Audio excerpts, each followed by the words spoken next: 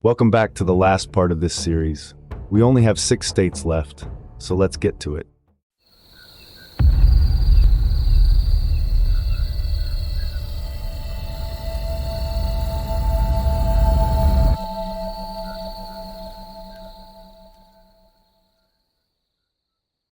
Who's it gonna be?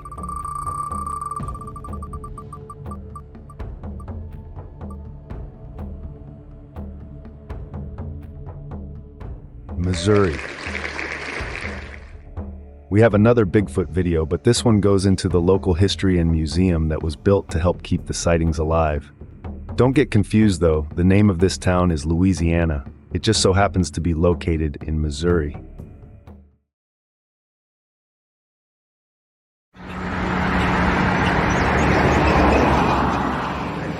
Hello, I'm Brent Engel. I'm with the Louisiana Area Historical Museum in Louisiana, Missouri. 2022 is the 50th anniversary of Momo the Missouri Monster, a Bigfoot-like creature that apparently visited Louisiana and the surrounding area of Pike County in 1972. Now, there was never any evidence found of Momo, but we're still celebrating it today, and we're remembering the history by having a concert on July 1st with Bill White, who wrote the song Momo the Missouri Monster. I think people are excited about Momo because it goes back to the little boy or the little girl in all of us who wants to know what happened. Why is there a mystery still surrounding this? Was Bigfoot real? Well, we don't know. We know that there are a lot of people who are still looking for Bigfoots. So until some physical evidence or some other type of proof shows up, we're still going to be looking. I was 9 years old in 1972, and I remember it very vividly because my friends and I all wanted to come to Louisiana from our homes in Western Illinois to look for Momo. Unfortunately, we had parents who weren't as convinced as we were that Momo was real, and so we didn't get to come here, but it was a great time for Louisiana, and we hope to bring some of that back, some of that feeling back. These listings are really starting to thin out.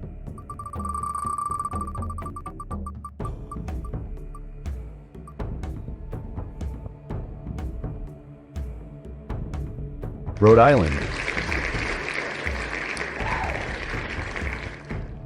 This report is about some kind of sea monster sighting, but if you ask me, something else might be in the water in Rhode Island. This has been a summer of frightening animals in Rhode Island, a piranha in Coventry, an alligator in Lincoln, and now an unknown scary creature in Portsmouth. Whatever it was so big and so scary, a Fall River couple thought they were going to die. It's a story you'll see only here on Eyewitness News. The couple spoke exclusively with our Sean Daly. Sean joins us now with their amazing ordeal. We haven't heard of anything quite like this around here before. Imagine swimming mindlessly in the late afternoon sun when all of a sudden, out of nowhere, a huge, horrifying creature, roughly 15 feet long, rocks your world. Tuesday afternoon here at Teddy's Beach in Portsmouth. What happened gives new meaning to this danger sign.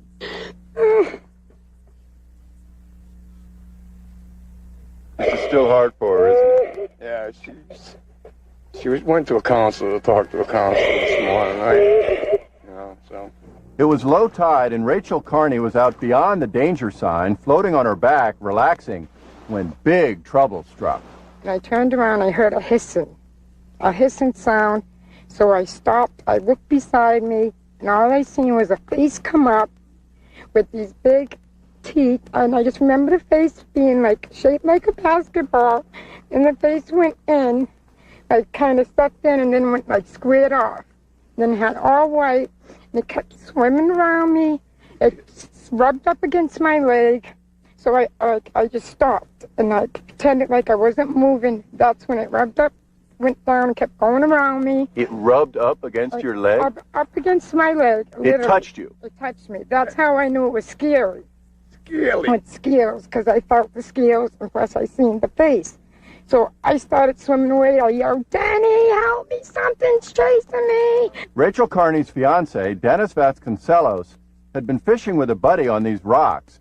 he raced into the water. It's going to get her. I grabbed her by the ass, or rear end, and I grabbed her like that, and I whipped her in. We're over her head. I whipped her in. I says, Rachel, just swim. Don't turn around no matter what you hear, right? Now I stood there, and the thing's going like around me and stuff, all right? And I can see how big it is and stuff, and it's gigantic, okay? It has scales on it and stuff. Now all of a sudden, from me to you away, this big head comes up. Honestly, I've never seen nothing like this before in my life. It's like a basketball. It's like this big, okay? It comes up and it's got these fangs, like my fingers, right? The first, this many in the bottom, and about 2 or 3 at the top, plus layers inside, okay? And it's like blackish on the top a little bit, and it's got a couple of scales that you can see and stuff, and you can see the white starting under its neck. And it shoots water out of its nose, right? And out of its mouth, it goes like this to me. It goes, and it spit the water out of me. Now I think it's going to kill me, you know what I mean? The group thinks the creature was attracted to blood from a nasty injury to Joey Melo's leg. Joey was out in the water as he is right now, cleaning his leg. Joey, how much blood was there? I bled for an hour and a half, and it just wouldn't stop. I will not ever go in salt water again, because I am that scared. I thought I was dead that day, honestly. I didn't think he was going to make it in time to get me. I just thought I was dead. I thought it was a fauna. At first I thought it was an eel, okay, because it was, when it was rolling first, right, it would roll and you could see the white and stuff, but when it got to chase her, it was going like this. You know what I mean? Like they go a little bit like this, like a hump sort of. It sounds like a barracuda, similar, like that, all right? Man, you're still in the moment right now, 2 days later. You're still in this moment, are you? I am flipped over this. I went to bed. I've been going to bed with things grabbing me, wrapping around my neck, choking, fighting underground and everything. It's still a mystery what the creature was. State environmental agents checked out the scene today and found nothing, so the best guess comes from marine experts we checked with. They figure it may have been some sort of a tropical fish that migrated here with a warm Gulf current. Mother Ocean. We're live, Sean Daly, Eyewitness News. Time for the final four.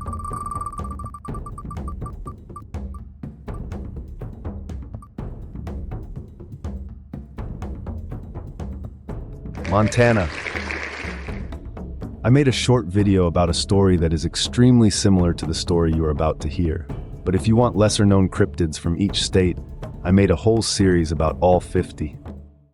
Is the most clicked story on 11alive.com tonight and has been going viral across the entire nation. A strange animal shot and killed in the Montana wilderness. And people have been throwing out crazy theories for a month now. Is it a werewolf, a Bigfoot, all kinds of funky ideas? But today, DNA test results disappointed everyone. That's right. It turns out it's actually a gray wolf from the northern Rocky Mountains. Officials with the U.S. Fish and Wildlife Service says people were thrown off by the animal's unusual small feet and bare ears. Wow. Yeah, I didn't know what it was either. Those are huge ears. Yeah, those are huge ears, man. I mean, bigger than yours, Ron. Eyes you have. And look at those small paws. And little feet there, that's right. Big, Wow. big, sharp, It looks pointy sad, teeth. though. Yeah, I feel bad. I mean, do you believe in Bigfoot, by the way?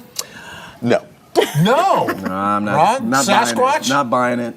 No. No? You didn't see the movie? Yeah, I saw the movie. Right. But, You still don't believe. What about the Loch Ness Sure, why Monster? not? See, that they should believe. Yeah. Loch Ness Monster? Possibly. Absolutely. Yeah, Possibly. yeah, definitely. I think it's an alien. Looks like a triple threat.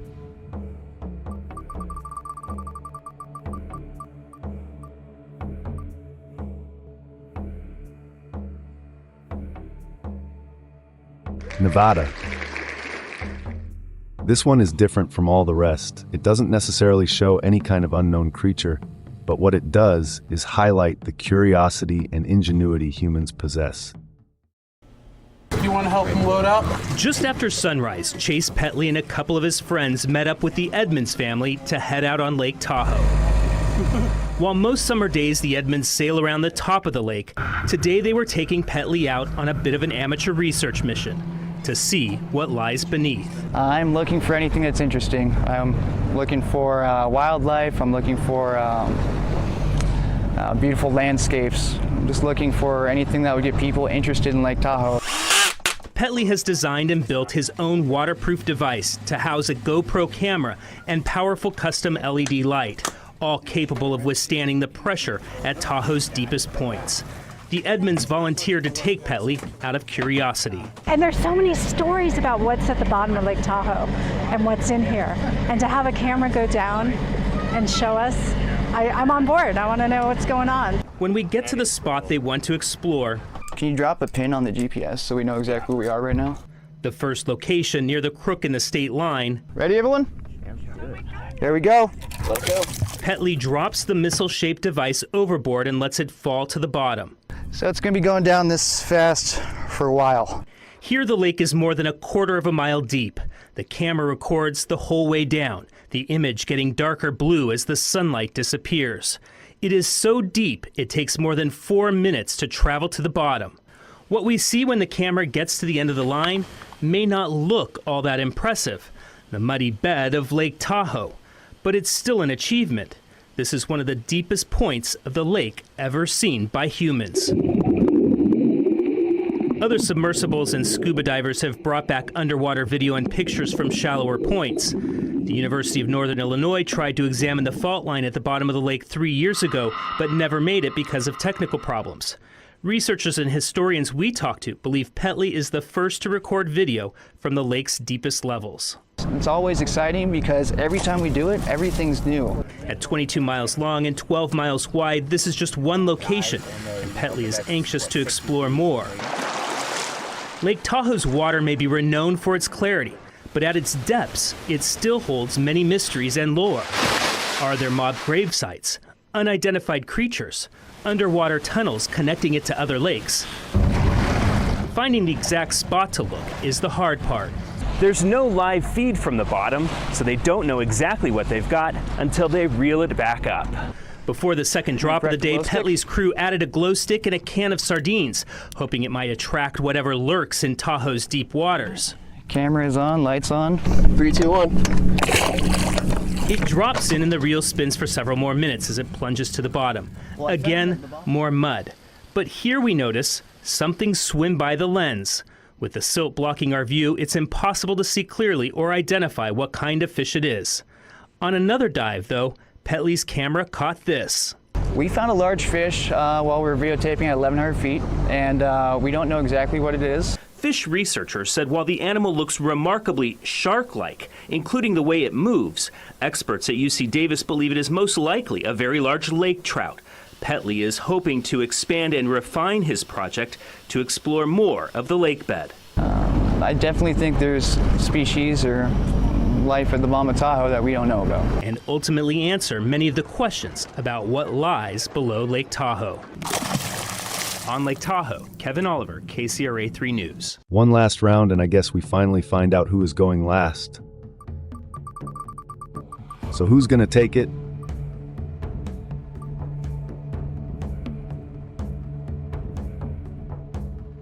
Minnesota takes the W.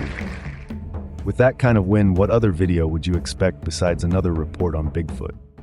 There are just under 400 residents of Reamer, and one in particular is considered a celebrity. In this week's Finding Minnesota, John Lorson shows us how this Northwoods town became the home of Bigfoot. In our area, if you walk anywhere off roads up here, the woods are deep and dark, and if you walk for 100 yards, you can't see back where your car is. The town of Reamer is surrounded by hundreds of acres of woods and marshes, a perfect place for squirrels, bears, and maybe even Bigfoot. This town was founded in the early 1900s, and there were sightings all the way back to then. In 2009, a trail camera near Reamer captured what looked like a real-life Sasquatch. It was fake, but it gave lifelong resident Mark Ruyak an idea. I trademarked the town as the home of Bigfoot, and we began to take away the stigma. About half the town loved it. The other half thought it was a little hairy. But in 2016, Reamer's first ever Bigfoot days drew thousands of people.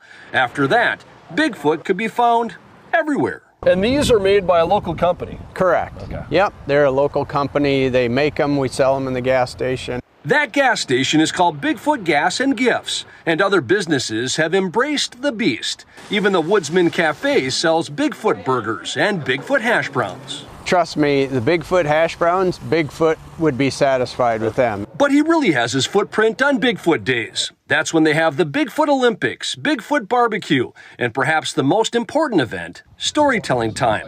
Hundreds of people have an open mic to talk about their experiences with Sasquatch himself. We've had like 70 and 80-year-old people who have never told their story in their whole life stand up and start crying as they tell this story that happened when they were 13 years old and scared them to death. The sightings, the folklore, and even the mystique around town have even drawn Bigfoot research teams to Reamer. I was just talking with a gentleman prior to you guys coming up who told me about his sighting last year. 24 years ago, Abe Del Rio founded the Minnesota Bigfoot Research Team. He enjoyed studying primates and was inspired by the famous 1967 Patterson footage captured in California. We bring our equipment, night vision, thermal imaging, long-range hearing devices. We go out there and use different techniques to try to lure and gain communication with these creatures. Reamer has everything that a Bigfoot requires: food, shelter, and habitat. I mean, it's the perfect location. Del Rio says there are about 5 or 6 alleged sightings a year near the town, which is why he keeps coming back, though he's yet to see one himself.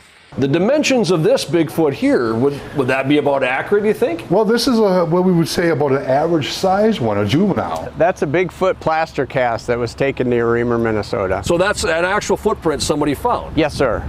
Mark is more skeptical and not entirely a believer, but he loves what the legend is doing for his town. Guest books show people coming from across the world to investigate. Real or not, the Bigfoot Trail leads right to Reamer. If you're at all around the world interested in Bigfoot, there's one place to come, and it's Reamer, Minnesota. In Cass County with photojournalist Dave Cheney, John Lordson, WCCO News. Bigfoot Days is July 5th and 6th in Reamer, and during this year's celebration, the town will put up a 25-foot tall Bigfoot statue on the edge of town. I know there's no point in spinning this wheel now, but I'm gonna let Iowa have its time in the sun.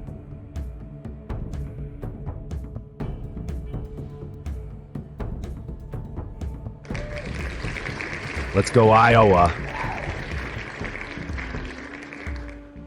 We have another case of mange and mistaken identity going on in this clip.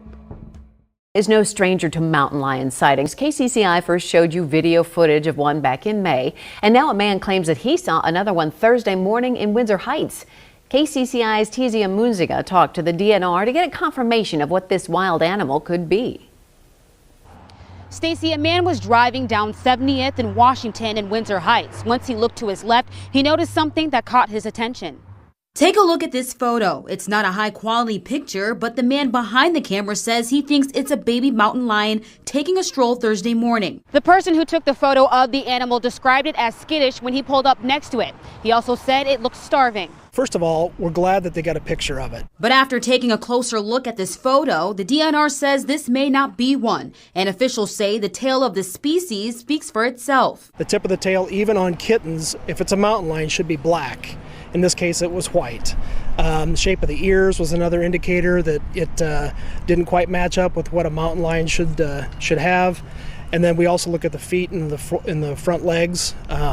Front legs were darker in color, which gives the DNR reasons to believe this is most likely a red fox. The body condition of the animal, we've had a lot of reports of mange in our fox and coyote populations recently, and so that kind of brought it all together for us that it's probably a red fox with mange. Back in May, the DNR did confirm a mountain lion sighting after this video was released. We confirmed a female in here, which might have been the first one that we've had that we've actually confirmed. So, cubs will probably be the logical next step, is we may have some. But not today. The DNR says if you see an animal and you're not sure what it is, take a picture of it and send it to them so that they can determine what it is and if it poses a threat to the community. In Windsor Heights, Tizia Munziga, KCCI 8 News, Iowa's news leader. There you have it, all 50 states covered, and we can finally bring this video to a close. Wait, what is that? It looks like Washington, D.C. wants a turn as well. So here is a clip from that area talking about a rather strange-looking invasive species. Welcome back. Take a look at your screen. If you've seen one of these in your backyard, that's one thing. But if you haven't, you soon might. It's called a hammerhead worm, and experts say it's likely here in our region to stay. Fox 5's Josh Rosenthal was in Bethesda earlier this evening to explain why it could be a problem for many. What would you do if you saw this in your backyard? Probably turn around and go back inside. And who could blame them? After all, it's not every day you see a hammerhead worm. People are going to be bumping into these worms more and more, no question about it. Entomology professor Michael Raup says he recently got a call from a friend who spotted one of these in his Northern Virginia backyard. I said I knew about, hammerhead sharks and hammerhead flies and MC hammer, but I'd never heard of a hammerhead worm before. Although now Raup tells us they've been around over the past 15 or so years, having been spotted hundreds of times throughout the DMV and tens of thousands of times throughout the U.S. He says the skinny worms that can grow to be up to 22 inches long likely came here in soil from Asia. And the story gets worse from there. These guys actually secrete a potent toxin called tetrodotoxin. That is the same toxin we find in pufferfish. Meaning they can cause illness in pets, skin irritation in humans, plus they hunt and kill earthworms, snails, and slugs, all part of the natural soil ecology in the area. That unfortunately they're, I think, here to stay. See what people think of hammerhead worms. In Bethesda Tuesday, we took Ralph's hammerhead worm video for a spin. It looks like something that I would find either at a zoo or at my grandmother's backyard. What do you think of that guy? It's pretty weird. Is it harmful? Is it poisonous? Yes. Kind of an ugly looking guy, isn't it? Yeah, it's something. I wouldn't date him. Okay, now the million-dollar question, what do you do if you see one? Well, Ralph said first, get yourself a plastic or latex glove. He said that's very important. Then he said, hit the worm with a little bit of salt. He said table salt will do. From there, you pick up the worm again with your glove, put it in either bleach or alcohol or vinegar. He said make sure it's really dead, then put it in a baggie and just throw the thing out. He said do not put it back in the soil, and when it's all said and done, definitely a good idea to wash your hands too. Guys. I hope you all have enjoyed this series. If you watched them all or just looked for your state, left a comment or gave it a thumbs up along the way, thank you for your support. It really helps my channel out, and I hope you enjoyed what your state had to offer or learned something new along the way. Also, if you have any pictures, videos, or stories of unexplained phenomena, unknown animals, or strange encounters, feel free to email them to me at thesagecrypt@gmail.com. I'd love to make a full video based off your entries. Just remember that sometimes the truth is stranger than fiction ever could be. Until next time, leave no trace.